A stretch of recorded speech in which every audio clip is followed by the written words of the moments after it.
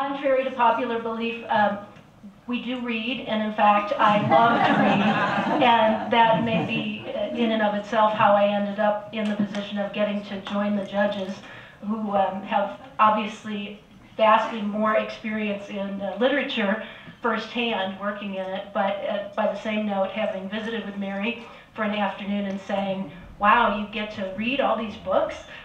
She said, yeah, you want to be a judge? And it worked not quite that simply, but pretty close.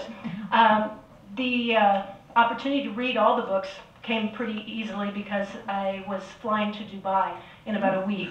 So you had a great opportunity, but that for me was a dream come true. Most people don't like those types of flights, but for me they're an opportunity to get to read uninterrupted for hours and hours. So it was a great treat, and in particular with the books that we had to judge, with so many different genres. It was a very interesting process, and at times kind of a difficult process, because it's almost like deciding which you like better, Chinese food or Italian food.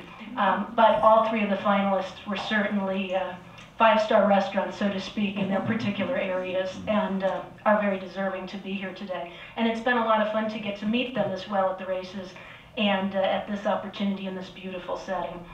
Before I introduce the finalists, I do want to say that I certainly appreciate the opportunity to get to Castleton Lyons as well, and mostly to see one of my favorite horses to cover in Gio Ponzi, who I hope some of you had the opportunity to see as well. Took me all around the world and all over the place, and for a few years having the opportunity to cover him over and over and see such a wonderful animal in action was a real treat. So we appreciate the opportunity to get to cover him as well. First of the finalists.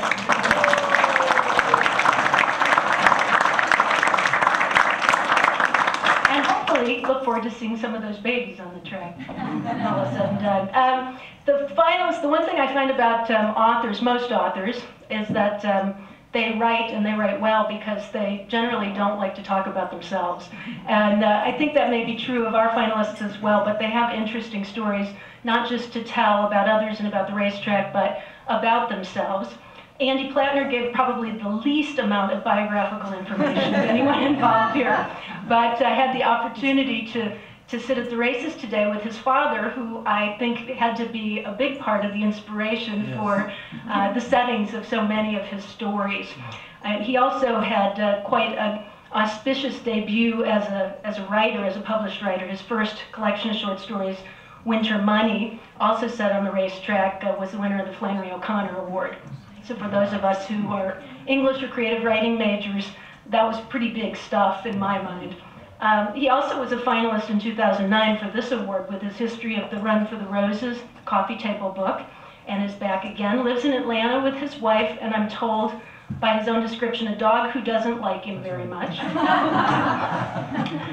Grew up in Kentucky as well as Florida, and very glad to see his wife, or excuse me, his sister joining him today from Frankfurt, who she said she's the one that doesn't work in horse racing, but you're also a professor of writing, or a teacher of writing at Kennesaw, so that's sort of a crossover to the other side too. And he also will have the distinction of possibly driving 4 hours to get an opportunity from Atlanta with no wagering on the Kentucky Derby. He may have to go into Kentucky, to Kentucky Downs, to bet on the Derby this year. So to let him speak a little about, in his own words, about his wonderful collection of short stories that's a finalist tonight.